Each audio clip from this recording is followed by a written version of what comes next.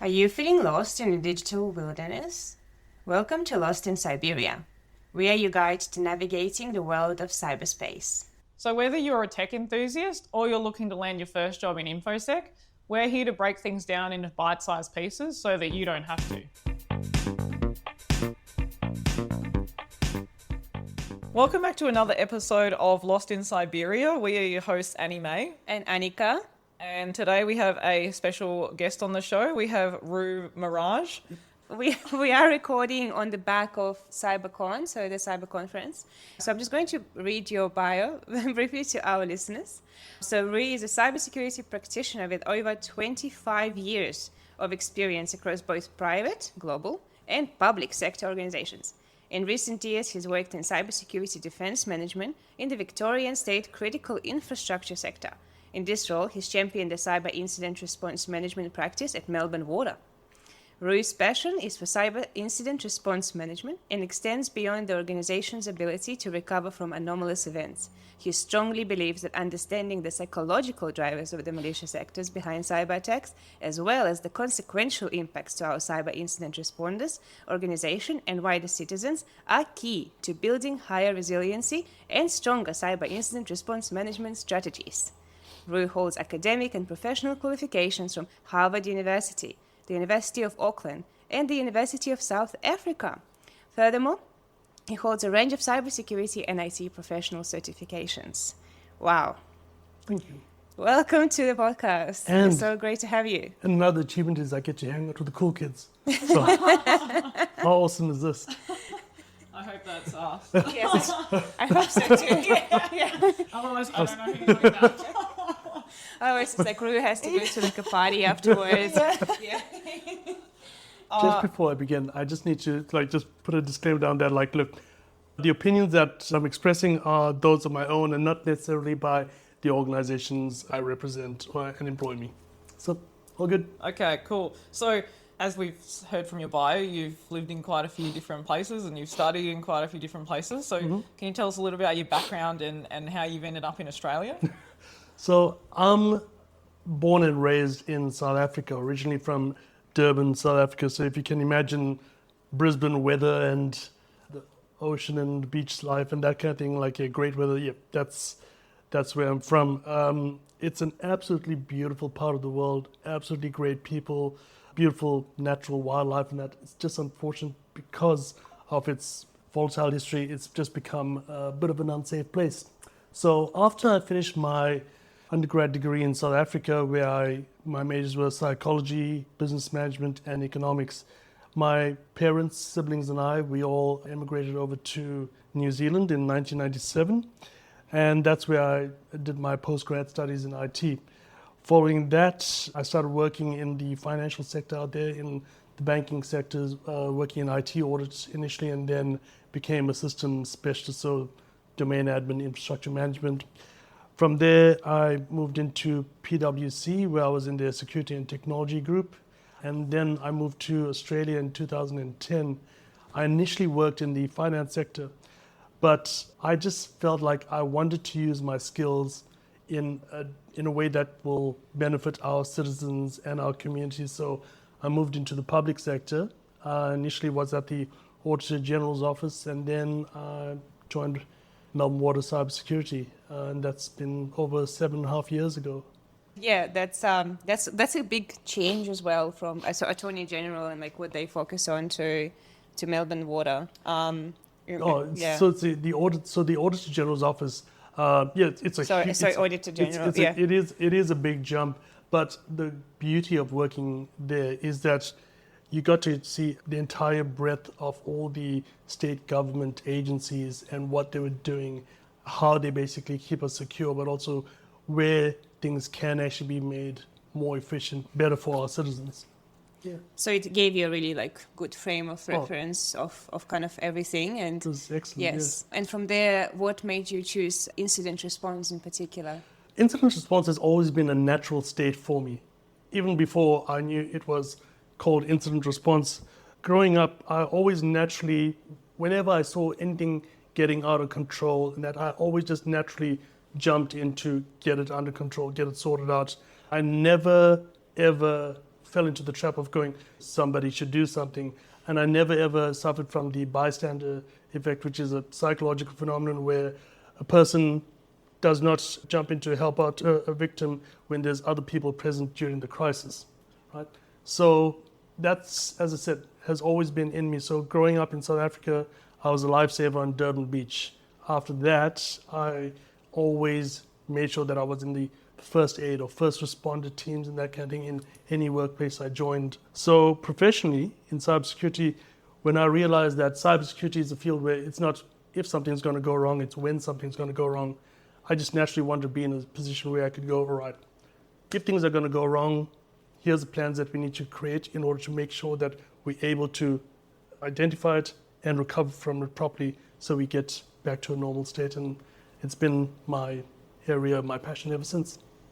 Yeah, very cool. And you currently work at Melbourne Water, which, even though it might sound obvious what you guys manage, can you talk a little bit about what Melbourne Water does as an organisation as a whole, but also, I guess, what your role is? So Melbourne Water, it's a state government agency that basically provides the water services, so the water life cycle and waste management to the Melbourne region. Yeah, that's basically our core function. And because we sustain life, we are critical infrastructure. So what I do at Melbourne Water is called Cybersecurity Defense Management, which is essentially on the operation side, the BAU, that's making sure that all the security controls that are supposed to be in the environment are in there and they're operating as intended. But it also means that I'm covering incident response management. So when we have an incident, it's basically managing it through to basically recover back to an operational state. Yeah. Yeah, cool. It's very interesting, I think, hearing that you had obviously experiences that are outside of cyber. Mm-hmm. And then you combine them with your passion in psychology and also in kind of like business context as well, and then finance management, and that you kind of came full circle to being a first responder, but from an IT and a psychology perspective. And I know we met discussing Yes, cyber psychology. We did, actually. And I had the pleasure of attending your talk in Canberra CyberCon this year, which was so interesting because it was talking about how to stay calm in an incident. And it was so refreshing because we go to quite a lot of talks where it's like about how to build a good incident plan and what to do, but having this angle is so unique and is very much needed. And yeah. Well, and I remember talking about needing to have different frames of reference. And I know that we are having a bit of an issue in diversifying the field. What do you find are the common maybe factors of preventing us getting more diverse experienced people into the field, and what can we do to address them in your experience? I think the field as a whole has issues getting not only attracting people but keeping people in here, right? And there's multiple areas where we can see that there's a problem. The first one is that exactly what we were speaking about earlier at CyberCon is that people don't actually understand what cybersecurity is about. There's still the stereotypical belief that it's just about knowing a bunch of tools and just playing around with those tools, when in fact it's actually a professional field where you actually apply your knowledge, you apply your skills to assess risk and manage them to an acceptable level. It involves understanding frameworks, methodologies. It involves understanding processes, but people and their behaviors, where anomalies lie, and then basically how to address that. We can use the tools to help with those guardrails there, but the tools themselves are not the be-all and end-all. The next one is communication. Our education and professional certification groups, they do amazing jobs with teaching us all the technical tricks and that we do in our jobs, but the one thing that they don't do is they don't make communication an actual key skill in there. And that is something that really does hit a lot of us. The whole thing is that if we're able to actually communicate in really simple, non-technical language and able to actually get lay people and non-cyber people to understand what the risk is and how to resolve it, that is a golden thing. But it's very rare. Not a lot of people can do it. The other side of it is that, like, yeah, there's high demand for specialist skills, right? Cybersecurity is a field where we expect people to hit the ground running. Even in entry-level fields, they still require people to have a foundation level of knowledge in technology. So it's one of those fields where there still is an expectation that you have some foundational knowledge. The last one, which I actually think is the most important barrier, is the psychological fit. Lots of people want to get into cybersecurity for various reasons. Good job prospects and stable jobs, high earning potentials and that. But they don't necessarily look at whether they have the psychological build in order to be in the field and actually thrive in it, right? And that's things like the psychological build of your typical cybersecurity, especially the defenders, are high resilience and mental fortitude, a high attention to detail, high levels of analytical skill, very proactive and inquisitive minds, basically a drive to keep on figuring things out and learning. And not a lot of people have that. So when they come to the field and they realize that that's the expectation, things fall apart. Yeah, I think that's really true because, and as you kind of touched on, that curiosity that people need to be in the field. Because, yeah, I have people who message me all the time saying, hey, I want to get into cybersecurity because it looks like you enjoy it. And obviously I've heard it gets, people get paid well and all this kind of stuff. And I'm like, it does, but also, why do you want to be in cyber? Yeah. And I always say this to everyone. I'm like, but what's your reason for wanting to be in the field? Because I'm like, you can't just want to be in it because you want to make money. Yeah. Because I'm like, I know that sounds good in theory. Maybe in some jobs you could get away with not being that interested in it and still do the job. But in cybersecurity, I think it's really hard. It is. Yeah. The thing is that, like, the expectations on a practitioner, if you're not prepared for that, if you expect that, okay, I got into cybersecurity, great. All I need to do is read this one textbook and I'll know everything. No. That'd be great if you could. But... it'll be wonderful. You'd be a billionaire if you wrote that textbook. Yeah. But that's the thing is that, like, exactly the people that contact you, that contact all of us, but at this point, they still have that perception that, hey, I heard about this field. I heard that it's really great. I can earn a whole truckload and that kind of thing. And you look like you're having fun. Get me in there. Right. There's a few more considerations before we actually go down this path. Definitely. And I think that's also why there's now more students going into cybersecurity degrees and why the demand it's harder now to get your foot in the door compared to, I think, when I entered, and I guess Annika as well to a certain extent, but I guess like you're also currently studying, so... Yeah, and actually I was with my other colleague who is also a cybersecurity and a criminology student, so... and we had a woman, and she was very talented, and she was very passionate about game design, so video game design, and she was doing a cybersecurity degree, and so we're like, so why are you doing a cybersecurity degree? And she basically said, well, my parents really want me to do a cybersecurity degree because that's where the money is at, that's where the industry is growing. And I was like, look, I think you should do game design because that's clearly what you want to do, and there is also money in that as well. I think you should sit your parents down and have a stern talk with them. Yes, absolutely, 100%. And that's sad, isn't it? Because then we have a lot of people who say, oh, we can't get into cyber, but how many of them really want to be in? And then once they get in, do they want to stay? Yeah, that's a big part of where the burnout happens. Right. Burnout is not only I'm so stressed because of everything I'm doing, but it's also the mismatch of expectations versus reality, and that is unfortunate. Seeing as we're talking about people who might be looking, who actually are genuinely passionate about getting into the industry, did you want to talk a little bit about how you keep up to date with what's happening in the cybersecurity world?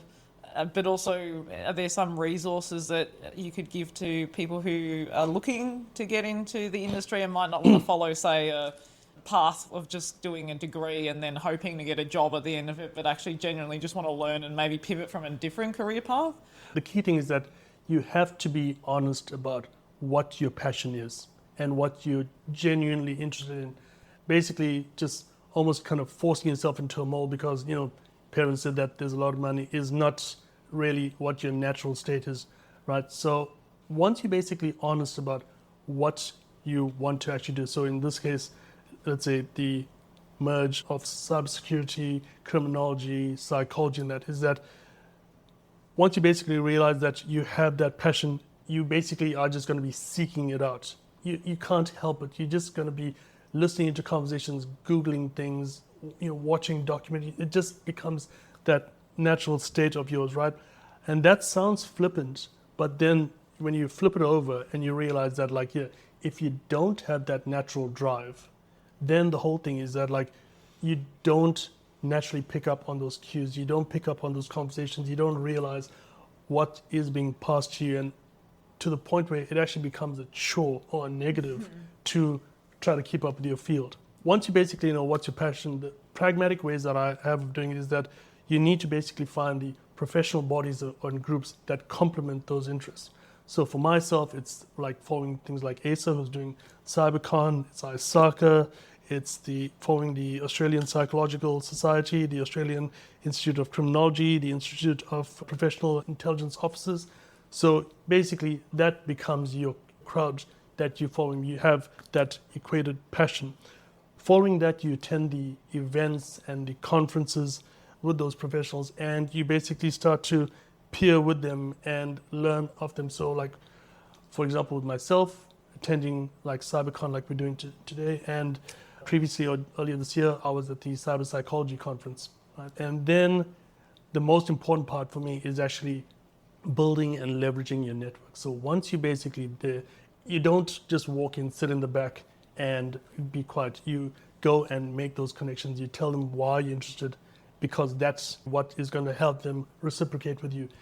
You learn from them, but at the same time, the most important part is that you give back. The areas that they may not have knowledge of or be privy to, that's where you help them. And it's amazing how it just basically culminates from there.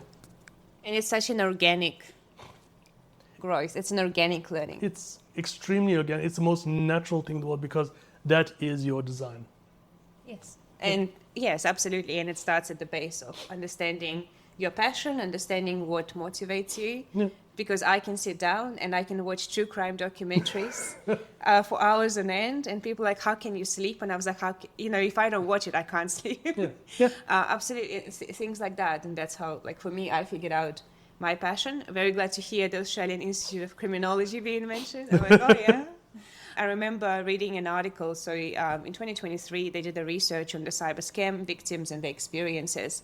And one of the researchers, I got to meet her in person in an event. It was like a friend's event in Canberra. We were doing board games. And then I realized that she wrote it. I was like, oh my God, you're like a celebrity for me. And I was so enthusiastic about it. And she's like, oh, it's just my job. And I was like, you feel like a little child. It's like, hello. Yes.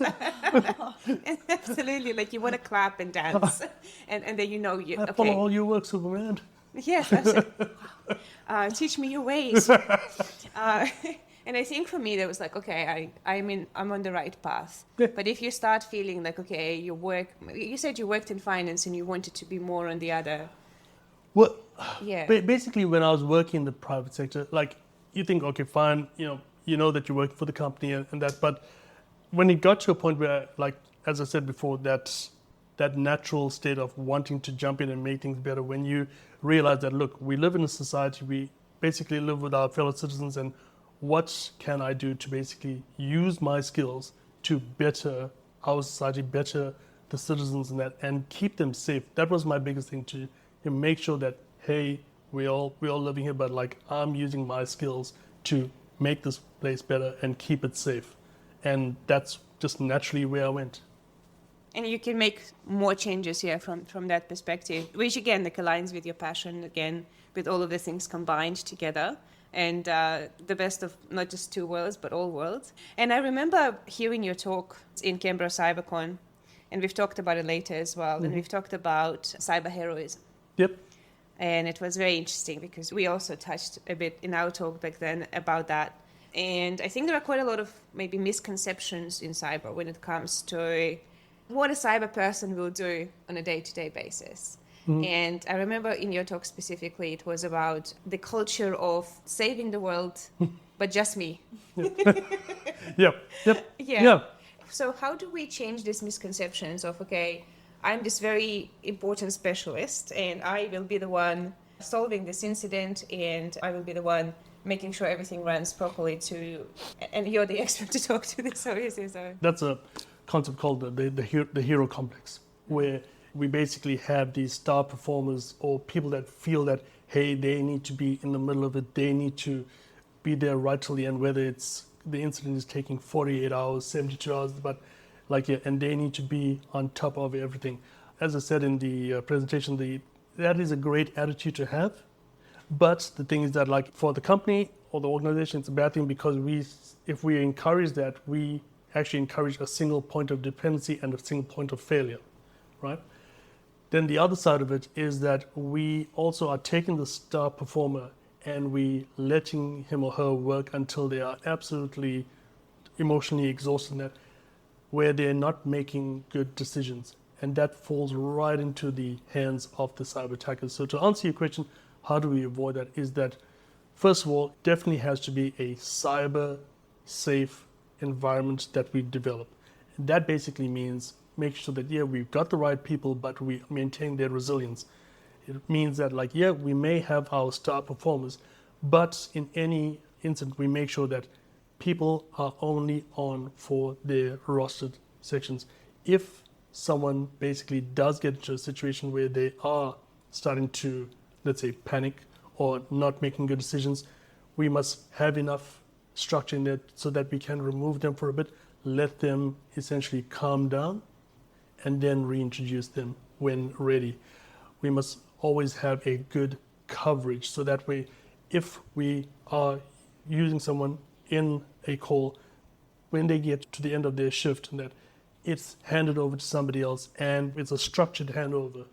What that does is that, one, it basically helps share the load, but two, it also helps maintain a consistent skill set across all the practitioners and helps stop that. I'm the hero, I need to be here, nobody knows what's going on, I need to do it. No. And that happens in so many organizations where people, it doesn't matter what role they're in, right? And they end up with a certain task that only they do, whether it's the payroll or whatever it is, and then they go on leave and then everyone starts panicking because they don't know what to do because no one else has been trained to do that role. And I guess that comes back to that whole cross-training your teams, but also if that person is never on leave, then they could be an internal threat as well, right? And then they go away and then suddenly you realise that they're committing fraud or something. But you hit on a really, really important point there, that's actually one of the key indicators of an insider threat. Someone who's not willing refusing to go on leave. Take leave.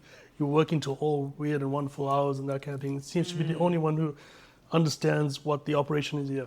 Yeah. Okay, so I wanted, and you touched briefly about this before, about the conference, is that how you pronounce it?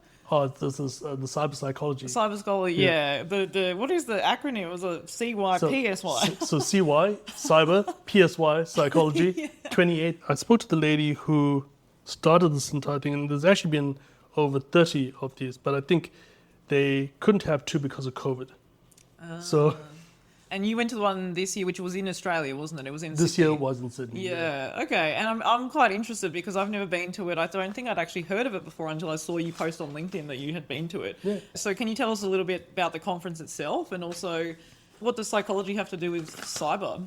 Okay, so I'll start by saying that Cybersecurity conference was absolutely brilliant. I actually recommend any cybersecurity practitioner to actually attend future cybersecurity conferences. I think it really does help actually understand how broad the field is, but also the, shall we say, the non-technology and process parts of to consider. We always talk about technology, process, and people, but we seem to focus on the first one, slightly less on the second one, but sometimes we forget about the third one, right? So cyber psychology is actually a scientific field which studies the psychological effects of the human-technology relationship, right? So it examines the human-technology engagement and how technology influences our behaviors, our biases, our social dynamics, our addictions, cyber addictions, our mental health and well-being, our susceptibilities and our vulnerabilities, and how they can be used to compromise, right? So with me being in cybersecurity as a cybersecurity practitioner, but also having a background in psychology, my area of interest is what's referred to as forensic cyber psychology. So forensic cyber psychology deals with more the criminal element of online activities and also deviant acts, right? So why I'm passionate about psychology in cybersecurity or cyber psychology is that the majority of the cyber attacks are actually targeting human beings to either compromise them or the organizations that they represent. Cyber criminals are not just basically doing things sporadically. They basically use psychological manipulation to trick people into revealing sensitive information, giving them unauthorized access, clicking on links, following rogue instructions. And the thing is that that leads to things like the compromises. But in my sector, critical infrastructure, compromise of these life-sustaining systems could impact people's lives. So that's my first drive. But on the flip side of that is what we spoke about, the cyber incident response management, but also the cyber first responders. We basically need to make sure that we look after the psychological well-being of our first responders. These are people that have very stressful jobs, but also face significant stresses with handling incidents, with the high stakes of it, with potential failures. And it's already been proven that by extension of their field, they do suffer from emotional exhaustion and even post-traumatic stress disorder. So that is why I am passionate about this. Yeah, that is so interesting to me because for a very long time I was like, okay, I want to go and study psychology, and then I ended up on criminology. And the reason why I changed my mind was this book which was called Introduction to Criminal Psychology. Yeah. Oh, yeah. And I was hooked, and it was a workbook, so it was like a university and academic book, and I just flew through it, and it was fascinating to me. And then understanding as well that we are living in a digital world and seeing cybercrime as such an interesting experiment in our society. It's such a different lens. For our listeners here, what is the psychological profile of a cyber criminal? That is a really, really good question, but it's also not a straightforward one-size-fits-all answer. And the reason for that is that it depends on what kind of attacker we're talking about. So, are we talking about a nation-state attacker who is funded by the government and is basically attacking other nations, attacking their critical infrastructure to take it down? Are we talking about a hacktivist or what's called cyber terrorist? Are we talking about a organized cyber criminal or black hat? Are we talking about a script kiddie? Are we talking about a insider threat? Right? And just for our listeners, what's a script kiddie for anyone who might not know? I'm going to get to that. Okay. So if we had to go from the top, right? What's the psychological profile of an attacker? Well, if we're talking about a nation-state attacker, we have to realize that these are people that are paid by governments to take out other governments, other critical infrastructures and that, right? These are people with a strong sense of purpose, a strong allegiance. They are really mission-driven. They're very persistent. They're highly adaptable and very strategic in their approach, right? They're not typically driven by money. They just want to basically be in control of your systems and compromise it for their governments. We're talking about, if we're talking about a cyber terrorist or a hacktivist, these are people that are driven by an ideological belief. They want to see change in society, social or political. They have the potential for alignment with radical activism, and they either can be radicalized or they do radicalize, and they can operate in silos or as part of groups. Then we get to our black hats, our cyber criminals. Now, these are people that are highly motivated. They work in groups, but they're motivated by personal gain, so financial gain or revenge and that kind of thing. They are typically thrill seekers. They are big risk takers, right? They're malicious, but here's the kicker. They're malicious, but they are disruptive. They're not destructive, because they already know that if they're disruptive, they create a threat, they get their money. If they're destructive and they break everything, no one's going to pay them, right? And then we have our script kiddies. So to to explain. The script kiddies are basically, these are low-skilled people that use other tools and other like pre-written code in that to perform their attacks. They essentially in the bucket of a psychological phenomenon called the Dunning-Kruger effect. These are people that have limited skills but perceive themselves as having really great skills, right? They basically are motivated by notoriety. They want to be seen to be famous for being infamous, being the hacker, and that they thrill-seeking, as I said before, relatively low-skilled, but mostly they're just curious. Then we have the insider threat. So insider threat could come from either, let's say, somebody who's been compromised and then now they're being used to attack the company, right? So they're handing over their credentials, or disgruntled employees. So these disgruntled employees, the thing about them is that they are upset with the company for whatever reason. By profile, they generally have a real strong sense of entitlement, highly impulsive, highly arrogant. They lack that empathy and conscientiousness with their peer groups and the company. They exhibit emotional coldness, but as a personality, they're also highly deceitful. So now that we know those psychological bills, that basically tells us, like, if we're getting attacked and if we're getting attacked by one of these, we get a good idea as to what their motivations are, where they may be attacking, and to what extent they're going to be taking their efforts. That's a pretty big list for people who are, especially because we have a lot of listeners who don't work in cybersecurity, which is cool. So, you know, they probably be like, what the hell? Like, that's a lot of different types of, you know, attackers. Sorry, guys. Yeah. So, yeah, I guess like from an outsider's perspective, that's obviously a lot of different types of people from both the inside and the outside. So as a incident responder, when you're training people on how to defend against all these different types of threat actors, how do you cover that? Well, that's the thing. So when you're developing the incident response framework for this, the short answer is preempt and plan, practice, execute, and uplift. So what I mean by that is that preempt and plan, before you even start down the path of like putting together a plan or playbooks or any structure, you have to sit back and think, okay, what is the mission of our organization? What is our core mission? And then what are our mission critical systems in that, right? Then the next thing is that, okay, now that we know that, we need to actually understand who would want to attack us. Why would they want to attack us? Once we know who would want to, why they'd want to, we get a good view of, like, you know, how they may go about it, what they may or want to do. So now that we have those use cases in place, that's where we basically start to develop incident response plans and playbooks that are fit for purpose for those, because those are essentially our highest risk profiles. And we create the playbooks in that to accommodate those, right? Then the next one down is practice. Now that we have the incident response plan and playbooks, we regularly practice the scenarios that we have, and even newer ones, against those playbooks and plans, right? We do it so that we can hone our skills until they become ingrained, second nature.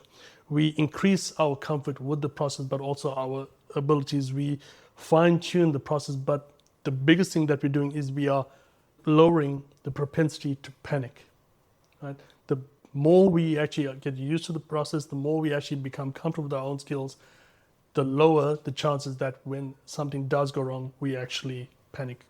And that's what's going to save us, because the next one is execution when something does go wrong. The one thing I said in the presentation in CyberCon in Canberra was that the number one rule in incident response management is stay calm, don't panic, right? That is the key goal, is to basically stay in the logical mind, make good decisions based on actually using the data and making good analysis. The key thing here is that when you're in the actual incident, you need to stick to the plan. Yes, you can make calculated deviations from it, but you have to come back to that plan, because that's what you basically created when you were nice and calm and relaxed and thinking through all these scenarios. This is not the time to become creative. And then the last one is uplift. When you basically are finished with the incident, it's always good to have an post-incident review.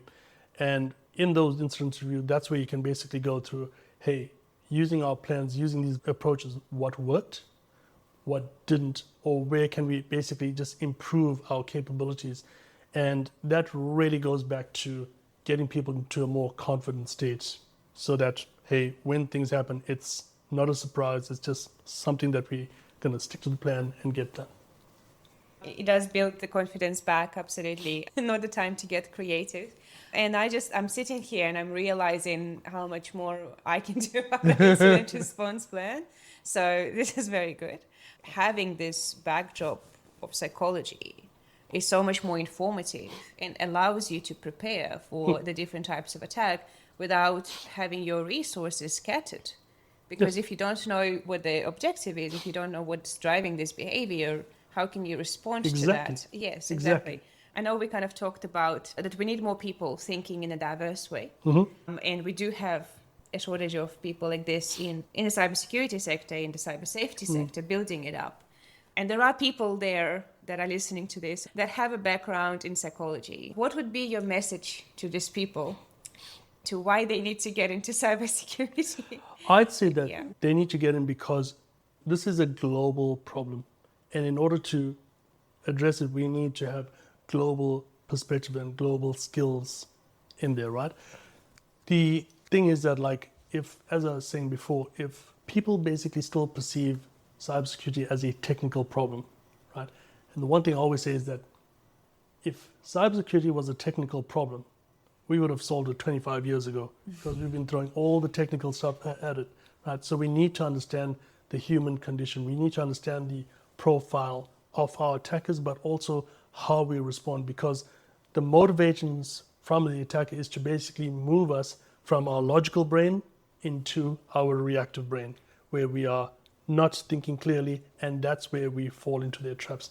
And basically learning how to essentially keep ourselves safe in those environments, using the technology as guardrails where it can, but also training up the humans. So to answer your question, in order to achieve that, you do need people who have skills in psychology, criminology, in law, in order to basically come in and create this solid matrix that's going to support it.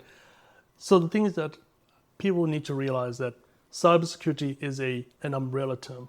It's an umbrella term like how medicine is an umbrella term. You have medicine, and in it there's a whole bunch of specialities and subspecialties and super specialities, exactly like cybersecurity. So there's space for everyone. I think the key thing with people coming in is that they need to realize that it's not a technical field, but it is a field where their skills are not only needed, but are highly transferable. They just need to realize that link. Yeah, it's interesting going back to what you said about if cybersecurity was a technical problem, we would have solved it 25 years ago. Because I think, for example, now it's October, is Cybersecurity Awareness Month. And the amount of posts I see sometimes on LinkedIn from people who work in the industry who mock it. And I'm like, of course you get it because you do this for a living. you know? And I'm just like, but why do you think we have Awareness Month if we didn't need it? Like, Exactly. Then there are millions of people out there who don't know. and the mere fact that this is a billion-dollar industry, or even a trillion-dollar industry, which is constantly growing, expanding, evolving, right? Cybersecurity, it's great that we have a Cybersecurity Awareness Month, but the thing is that, like, I think a lot of practitioners, they don't realize how much bigger this is actually growing and growing. I'm just going to take a shot in the dark. Maybe some of them are a bit desensitized because they see it all the time.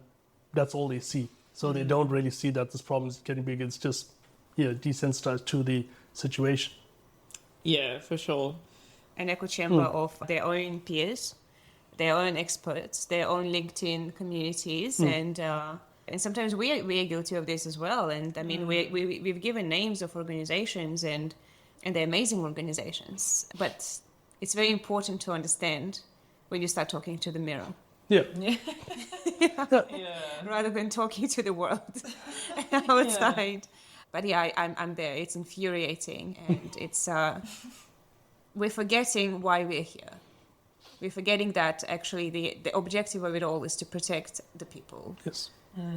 Yeah. And look, what you said in the think tank earlier today was actually really good. Is that I think a lot of people, practitioners and non-practitioners, still blame the victim. Still think that, hey, why did you click on that? Or why did you fall for that? Or why did you think that that was a genuine call? In the meantime, it was a scam. Without thinking that, like, look, bottom line is that these scammers are not just sporadic people that are thinking on the fly. No, these are highly organized, structured businesses with the purpose of making money or getting whatever objective they need to.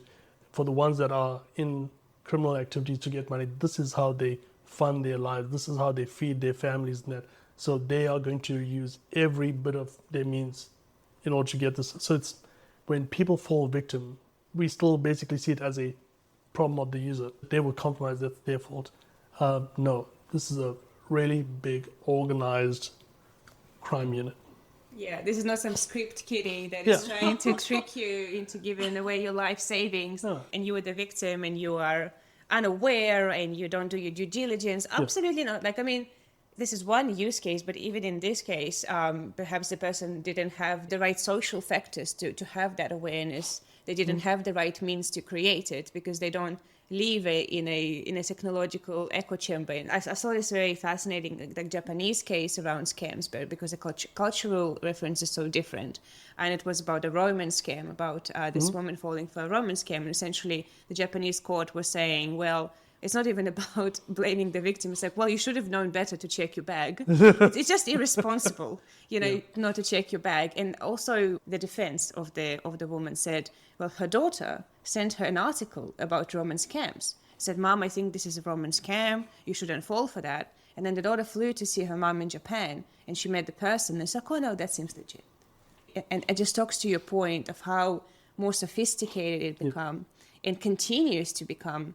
Because a year ago or 2 years ago, we were saying, you look out for a phishing email by looking out grammar, misspelling, mistakes, Now they are near perfect. All the grammar, all the spelling, all of those telltale signs from just even 2 years ago, they're then a non-consideration nowadays.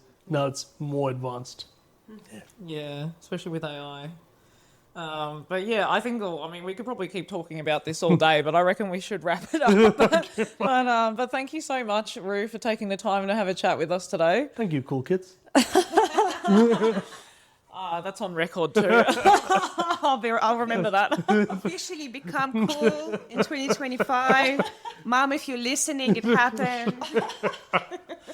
But yeah, thank you so much. And thank you everyone else as well for listening to this episode of Lost in Cyberia. And we will catch you next time. Thanks a lot. Bye. Thank you. Thank you. That was awesome. Thank you. And yeah, no, thank you. Thanks for coming over here. We're walking back and going, it's like, is this how long we walk?